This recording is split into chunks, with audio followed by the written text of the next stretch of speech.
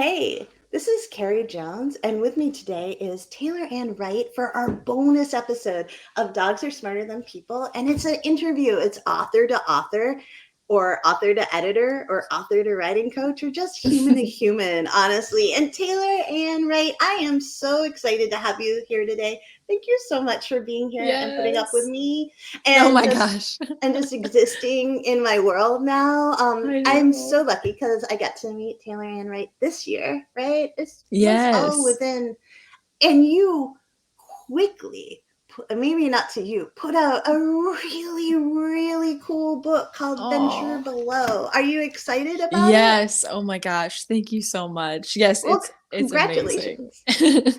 Well, Yes. do you want to tell everyone what it's about, or is that like a hard Yes. thing for you? Some It's authors have always a a really hard hard thing. time. Yeah. It's always a hard thing for me because it's full of so much that Yeah. happens. So I'm like, how do you cover so many things in like two sentences, really? Yeah. But Easy. basically, it's about this princess who her father, the king, is murdered. And, nobody knows why. It's super mysterious. And so she kind of goes on this journey to figure out who did it, why they did it. And when she's on this journey, she ends up losing all of her memories and doesn't even know why she left and ends up meeting this guy named Leo. I love him so much. Love And him he too. he's my favorite. And so he just kind of helps try to figure that out with her and try to figure out who she was before, and they kind of put the pieces together, and a lot of crazy stuff happens in the meantime. Yeah. Mm-hmm. It's super adventurous. Like there's so much adventure going on in there. And both the characters have such strong wants. Like they have Yes. really big motivations and yearnings. You know what I mean? And Huge. Yeah. like, was that hard for you to build in? It was at first I had a very hard time Yeah. kind of Do you like have building up to like it. Hmm? oh no, you're breaking up, Taylor. Are you breaking? Am I Oh, you're breaking up? breaking up a little bit. You got a I little think you're breaking pixelated. up. Can you see Oh no, me? we're both pixelated. That's what I I was can gonna see say. it. But now Okay, your but eyebrows are are just we up and okay? you're frozen. No, you're I think frozen we're with your okay. eyebrows I think up. we're okay. So, um, I'm like afraid to move. I'm like, yes. all right. So I know I'm Uh-huh. the same way. I feel like maybe an evil queen has possibly infiltrated our podcast attempt. She Um, definitely could have. am I good now for you? Yeah, you're good. Yeah, you're not pixely. You're not pixely at all. Okay, so tell me, oh, whew. um, when you're trying to create Leo, did he just come out like fully born, or did you have to work on him? Because he's so exciting. Like he's What such a a cool man. character. And man, there's so much I like want to say that I can't say about Leo. He he is so there's so much to Leo, like as a character, and just especially in the over arc of this whole series, not even just in this book, that I think that's the thing I'm most excited for in the whole series is just his character development through the whole thing. And so I think initially when I wrote him, it was definitely like a process to discover like who he was, what is his desire, and then a lot of mysterious things I cannot say for like the second or third books, but that just Yeah. make his Oh, motives and all his right. desires so good. Hmm. Yeah. And he's I'm trying to figure out how to talk about it without spoiling. Yeah, But I he know. has such a um self-sacrificing aspect to his Hmm. character Yeah, that you might not really, like a Han Solo from Star Wars, and you're like, yeah, oh, and then you're like, oh, he doesn't necessarily, oh, he's such a good guy. Like there's that right. switch when you're Yes, witnessing him do things that is yes, so magical. It makes him feel so real. Um, yes. was that hard for you to put in there, or is it just Yeah. I think I wouldn't say it was like hard to. I mean, I wanted him to feel real and like have that contrast of like he's a human, so he's gonna have these Yeah. intentions of like self-preservation and wanting like to make sure he was okay, but then things happen. I'm not saying anything, just read it. No. But it's like you really get to know him and you're like, wow, like this dude is a real man, so I love him. Yeah. Hmm. The themes in your book, from what I know about you, which isn't enough, but I don't want to be a stalker. Oh my Like gosh. the themes in your book, you work in a church, right? And the Yeah. themes in your book seem to have like that very beautiful aspect of good. I mean, obviously good and Yeah. evil, but also like that bigger part of like how to be a good and kind person through your actions and your Yeah. choices that aren't necessarily always easy. I love that. Was that conscious or did that just come Yeah. out from your I'd heart? say that was conscious and probably definitely just a part of like who I am and like what I believe Yeah. as like being a person and trying to rise above like when somebody's literally trying to kill you. And even not literally, but I mean, Yeah. just showing that, you can persevere and overcome, no matter what situations are going on. And that's so gorgeous. Like that really comes through in this first book of this series. Yeah. Sadly, I haven't read all of the books yet. You They're have to not write there really yet. fast now. You Yes, have I to write know. like boom out because It's I'm true. addicted. It's true. But although to be addicted to anything, I think being addicted to a book series is probably one It's of the true. better things. Yes. Yeah. But speaking about that, like, were there any series or books that were super pivotal for you that as a child or as a grown up that made you think, oh, I want to be a writer? Mm, definitely. I love reading. I've loved reading since I was a kid. Um, and I mean, I have like a ton of books on my bookshelf, but I mean, really, I started writing when I was like 7, like 6 or Really? 7. Yeah, like I wrote my first short story at 7. Like I had full character, full world building. Like I had photo. I was like, oh my God. And I didn't think anything of it. Like Aww. I wanted to have a book. I never thought of that. I just enjoyed doing it. And my mom just shouts it from the rooftops how proud she was when I was a kid. And so, I mean, I Aw. started writing at such a young age. And then in 8th grade, I actually wrote the first like concept of this story, like when I was in 8th Oh, grade. that's And amazing. it was a totally different, like same basic characters. Some of them are even still named the same thing they were in 8th grade for me, which Really? was so long ago. I'm 26 now, so I don't even a long time.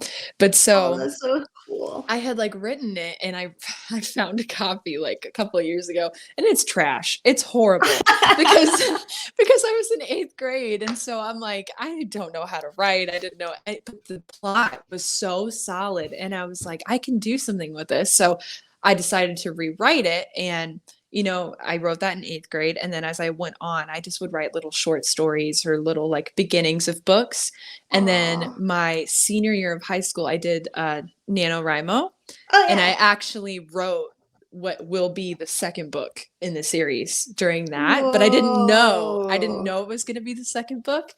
And so I wrote like a totally separate everything. And then when I had made the decision to rewrite the book I wrote in 8th grade, I reread the senior one and I was like, this could be a series. I was like, this could actually bridge together and like tweak a couple things and it's perfect. So it's mind blowing to me how it's basically been it feels like it's been my whole life that I've worked on this story, so I'm very like invested and close to it for sure. Yeah. So it's just really cool to see it all come together.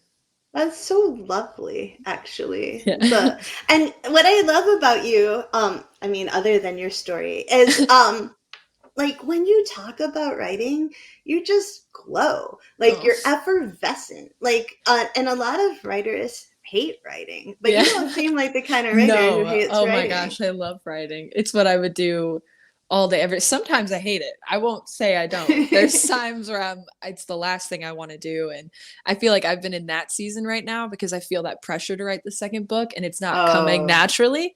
And so I'm like I'll avoid anything. And what's crazy is I'm like I don't want to lose that passion that I have and I have this complete side story that I'm over the moon about. It's going so good, and it has nothing to do with the series, but it's like the story is flowing, and so at the same time I'm like mad about it, but then I'm like I don't want to stop writing. So I'm like it's a give and take, and it's inspiring me to write the second book. So Yeah. it's a process, but I do love writing more than anything in the Do world. you So do you have enough time to work on both of them at the same time? mhm. Or oh, that's great. Yeah, so People I when do I a was little bit of yeah. both. Oh, that's good. When I was in graduate school, people always laughed at me because they were like, "How are you writing more than one project at the same time?" And I was like, Oh "Because I yeah. don't want to lose any I of was like, I them." probably have 4. Like Yeah, I'm not that's like me. focusing on the other 3, but like I have those 2 that I'm really like wholly invested in. I'm thinking about all the time. I'm like, oh my gosh, this character That's could do awesome. this. And so I just love it. Yeah. That's so great, though. That's like the best feeling. Yeah. And the a wonderful part about when you do more than one project at the same time is like if you get a little blocked on one, you can Hmm. hop on over to the other Oh one and you're like, yeah. "Oh, I still got You're words in still today." working. Like, Yeah. woo! Yeah, You're it's like, I'm still amazing. getting something done today. But yeah, Do you sometimes it's rough. do you still have the stories from when you were little, like when you were I 7 and 8, still I or your don't mom or have someone? I don't have the one I wrote when I was 7. I remember it like it was like I could write it right now, but I don't Aw. it was about like lions. I love Aw. lions and I loved lions since I was a kid. So it was about this like Native American girl who like her tribe wouldn't let her keep this lion that she had found in the forest. And so then she let it go. And then a pack of wolves came and the lion showed up and saved her. It was a whole ordeal. I was like, what is going on? So, Wow. but I was inspired because we had read like The Hatchet or something in Oh, gee, like that's funny. school.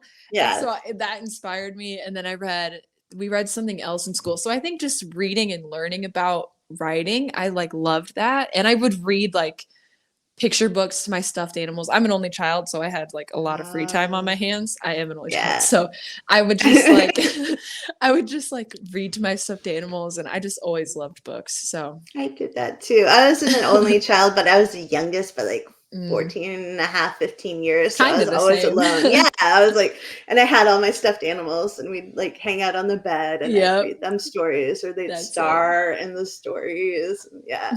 Same kind of thing. Do Yep. you think that, that writing has helped you in life in any way? Like, has it, Yes. Oh do you my know how? gosh. For I me, know that's I a feel hard like question. it is, but it's such a beautiful question at the same time because I think about it often.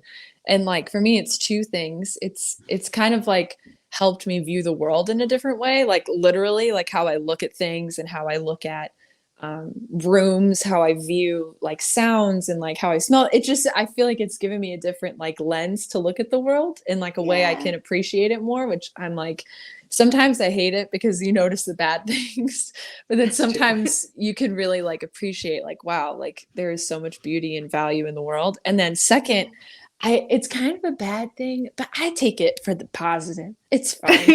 But I don't want to say I view people as characters, but I feel like I can understand people better when you Yeah. grasp that like there's not that much difference between a character and a human being, like aside from the fact that one's fiction, one's not, or you Yeah. know, it could be nonfiction, but it's like I view it and you can almost understand it better because even good antagonists have positives and they have like things that you can have empathy towards. And I feel like you have to view everybody like that in a way and see like they have a whole story we don't know the answer Yeah. to. And so you can kind of view them as that and being like, okay, I don't know their story, but I know they have one. And it just kind of makes it easier in dealing with like conflict or dealing with people that, you know, you don't really see eye to eye with. So it's really helped me a lot in life like that.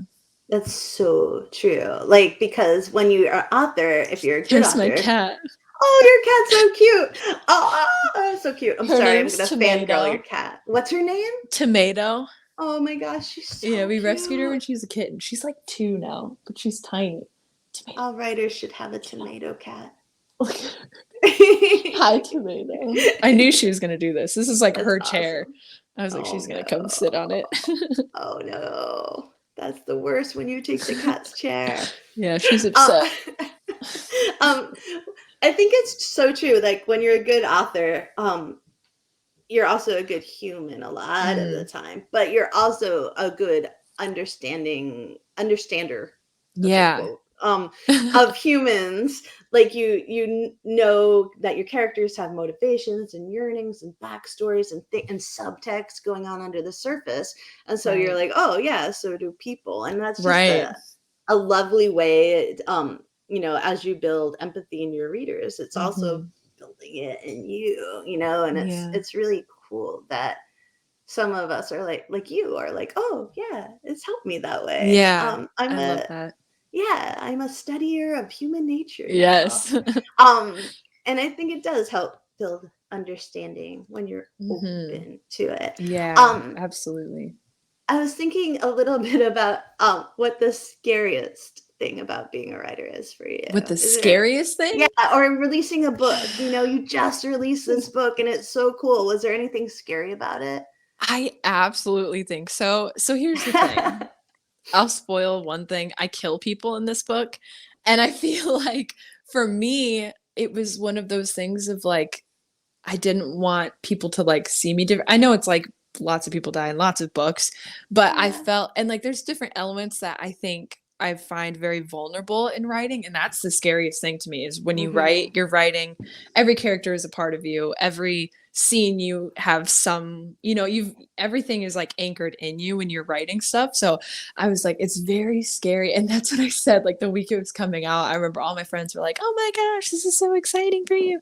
Tomato, stop it. But all my friends are like, this is so exciting for you. Like, are you so pumped? And I'm like, yes and no. I'm like, I also want to vomit every day because it's like, so I have it right here. And it's like people like Aw. holding a whole world I built is like terrifying, but beautiful at the same Yeah. time. And so I think that was the scariest thing for me because I love sharing it. Like, I mean, anybody who's got an ear that will listen, I'm like, oh my gosh, let me tell you the newest thing I wrote in the scene. And like, I love sharing that. So it wasn't necessarily like sharing my ideas or my writing. Like, I love people reading it. And like, that was my favorite thing was like, my friends would read like the next chapter I wrote and be like, oh my gosh, this is so crazy. I'm like, I know it's so cool.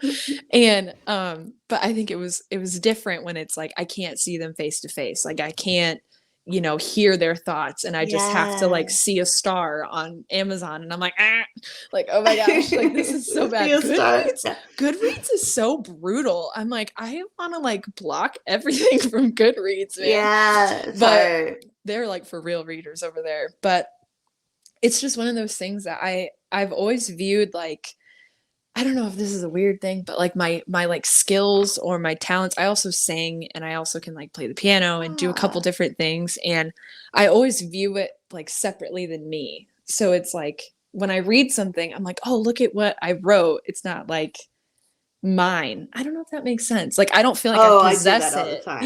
And like I'll look Yeah. back at something and be like, I don't even remember writing that. Like that was so good. But it's not like I did it. It's like my writing just did it. And I'm like, oh, that was so cool. So I Yeah. love getting to re-experience all of that. And I don't know, it's just super cool, but it's also terrifying. It's really scary to share it. It is a little scary, I think, Hmm. especially when you look at reviews, because Yeah. writing is so subjective. There's like music Right. and art and everything, like Yep. some people will love Taylor Swift and some people think Taylor Swift is the worst, and Right. some people, couldn't live without her. And so it's like that for every author and every It's so style, true. Like some of but my it's favorite so books have like hard. low ratings, and I'm like, that's my favorite book of all time. I'm like, that's Yeah, crazy. exactly. So it's so true. So But true. it's so hard to remember when it's your own stuff. And I Yep. love when you said that about how, writing is communication between the author and the reader, and Hmm. and then you let it go. Is this Hmm. communication that doesn't have that immediate Right. feedback normally, and that's terrifying.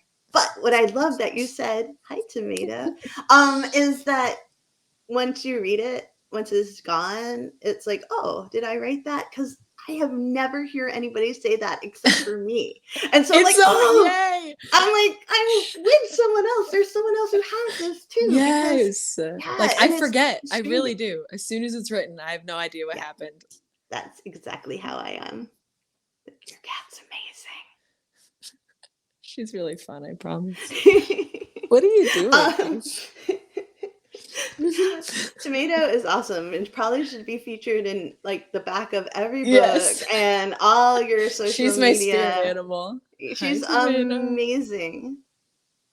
Oh my gosh. Before we go, Yeah. I want to make sure that you have time to, give a little shout out to anything that you want to give a shout out to. Like if there's social media you want people to check out or your book itself. And we'll have links in the podcast note and the blog so people can go and check it out for real. Amazing. Yeah. I love it. So I have an Instagram for like an author account that's author Taylor Ann Wright. So that's the same as the name on the book. And then I also have a YouTube channel called Taylor Ann Wright. Yes. And it's my face. So I don't think you'll miss it. And then not tomatoes no, face. it should be though. It should be.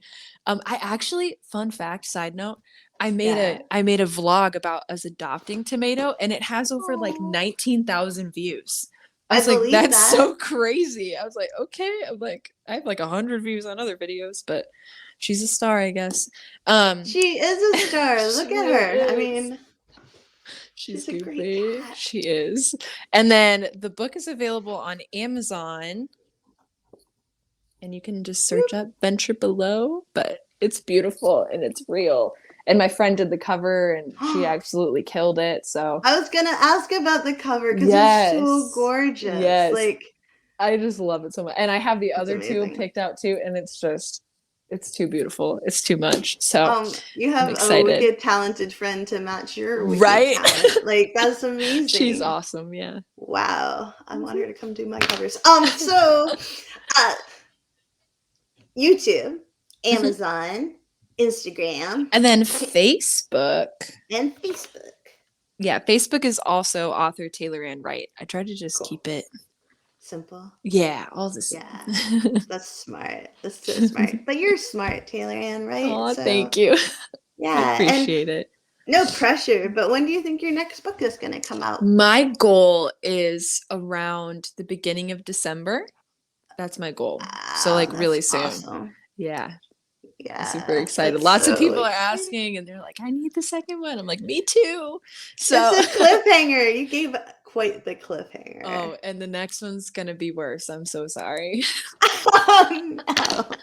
I know, and you're probably gonna edit it, so you're gonna see firsthand what I'm dealing with here as the writer. It's too much. I just want to read it. I tell my friends when they're like reading everything, I'm like, the first book, you're going to have a lot of questions and you're going to like bombard me. And then the second one, you're going to want to like track me down to ask me these questions. And then the third one, I'm going to get death threats. So I'm super excited. I had a series in which I killed off some characters, and believe me, people get attached. They get attached. I know. I'm not looking for it. I'm not saying I'm going to kill anybody here, but it's going to be intense. So, but I do love that, and it's so cool, honestly. Like when I saw you on Readsy, just as another side note, but I actually had seen your books like so many times in the library, and I remember seeing Need, and I always was like, oh my gosh, this book looks so freaking cool. And like I always would grab it and like I'd read a couple chapters and it would always stick out to me. And then when I saw your like Readsy thing, I was like, there's no way this is the author. I was like, there is no way. Because I'd seen your books for years. And I was like, You're making me feel old. No, not like that many years. But I was like, that would be the coolest thing ever if like I could know her. So this is like such a surreal experience for me. So just thank you. And it's such an honor to be able to talk with you and share about my book, which is what a story. It's an amazing book and it's so fun. And I can absolutely envision little you being a writer all the time. And I'm so glad we have that in common. I'm so glad we got to meet, like not just in the editing writer world, but in this world. And now in my head, we're friends. So you're stuck totally with me, friends. even if you don't want to be. So. I want to be. I love that. Yay. We're new friends. All the links to Taylor Ann Wright's stuff, her social media, and her books will be here on the podcast and Dogs Are Smarter Than People, and also on my blog, carriejonesbooks.blog. And I can't wait to talk to you again, Taylor. Yes. It's so good talking to you, hon. Being here. Of course. Yay.